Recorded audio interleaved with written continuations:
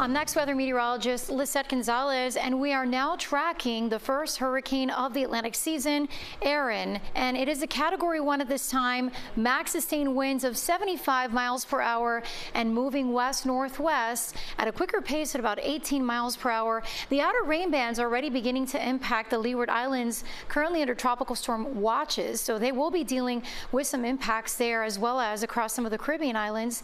But Erin is forecast to continue intensifying a Cat 2 tomorrow north of the Leeward Islands, and then eventually a major Category 3 north of Puerto Rico by Sunday. By Monday, potentially a Category 4 hurricane, but it will begin to lift more northwestward and then move northward as we head into early to middle of next week. We are not in the cone. We're seeing that Erin is likely to stay to the east of Florida and the U.S. and even the Bahamas. However, up and down the Atlantic beaches, we'll be dealing with some rough surf and dangerous rip currents as well. Noticing that those forecast models have really come together, indicating a higher confidence that Erin is going to follow in that path that the Hurricane Center just showed us from the 11 a.m. advisory. It'll move west-northwest, being steered by high pressure, lift northwest, and then there will be a window of opportunity for it to then be steered northward and eventually actually head northeast as we head into next week. In the meantime, it is quiet out there on our next weather radar. We're noticing that it already is 92 in Miami. It is a scorcher, 89 in Fort Lauderdale, and right now 88 down in Key West. You factor in the humidity and it feels like the hundreds. So let's take a live view outside right now.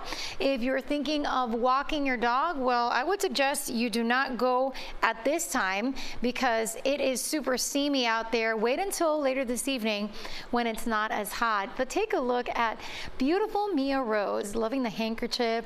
Such a cutie. You know, you can share your photos and email them to pics@cbsmiami.com, and I'll be sharing them during our new newscast just like today. There's a low risk of rip currents if you're headed to the beach. After all, it is Friday. The UV index is extreme. No alerts or advisories for boaters here over the Atlantic waters or for the Florida Keys. Our next weather rain tracker is showing that today is looking mostly dry. It'd be nice to have some rain to bring relief. Most of the action is going to be steered towards our west. Tomorrow morning, though, a heads up, around 10, 11 a.m., we'll see some spotty showers that could hang around through midday before everything does start to track towards the west. Let's take a look at your next weather 7-day forecast, because as we head through the weekend, it is going to be a scorcher as highs will continue in the low 90s, and it's going to feel like the triple digits. So we may see some heat advisories, though we do have a 30% chance of rain through early next week and even higher rain chances middle to end of next week.